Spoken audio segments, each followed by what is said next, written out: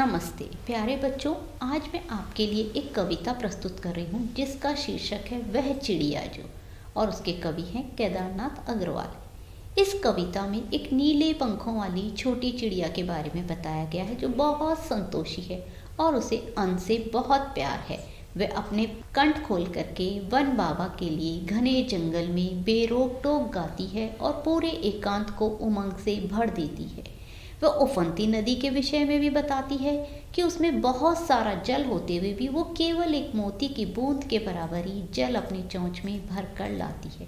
उसे स्वयं पर गर्व भी है क्योंकि वह साहसी भी है और उसे नदी से लगाव भी है। इसीलिए वो कवि कहते हैं कि ये जो चिड़िया है वो हमारे मन की एक कल्पित चिड़िया है, जिस तरह मनुष्य अपने स्वाभाविक गुणों को उजागर करता है। अब कविता में है वह छोटी चिड़िया जो चोंच मार कर दूध भरे जूड़ी के दाने रुचि से रस से खा लेती है। वह छोटी संतोषी चिड़िया नीले पंखों वाली मैं हूँ, मुझे अन्न से बहुत प्यार है। चिड़िया कहती है कि उसे अन्न से बहुत प्यार है और वह दूध से भरे ज्वार और बाजरे की बालियों के दानों को चोंच मारकर बड़े चाव और आनंद से खाती है। वह छोटी है इसीलिए थोड़े में संतुष्ट हो जाती है और नीले पंखों वाली होना उसकी विशेषता है और उसे अनाज से बहुत प्यार है, अर्थात उसे अनाज बहुत अच्छा लगता है।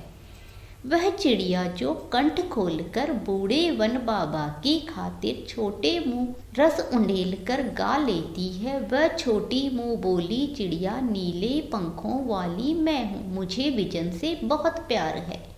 चिड़िया कहती है कि उसे जंगल से बहुत प्यार है और वो खुले जंगल में गला खोलकर बूढ़े बाबा के लिए रस से भरकर गाती है।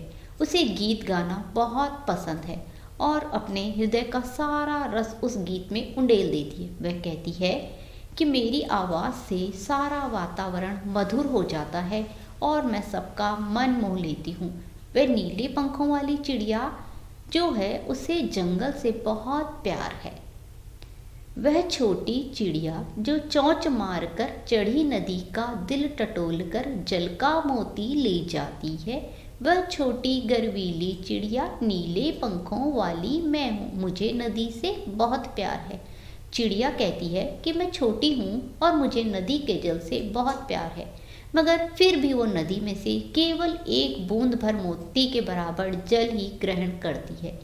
नदी से भी वो उसकी आज्ञा लेकर उसका दिल टटोल कर बूंद रूपी जल को लेकर उड़ जाती है।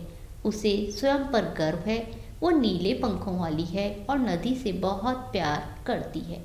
इस कविता में बच्चों हमें ये शिक्षा मिलती है कि जिस तरह से चिड़िया अन्न से, जल से और प्रकृति से प्यार करती है, उसी तरह से हमें भी अन्न, जल और प्रकृति का ख्याल रखना चाहिए और उसके लिए हमें जितना हो सके उसे संभालना चाहिए।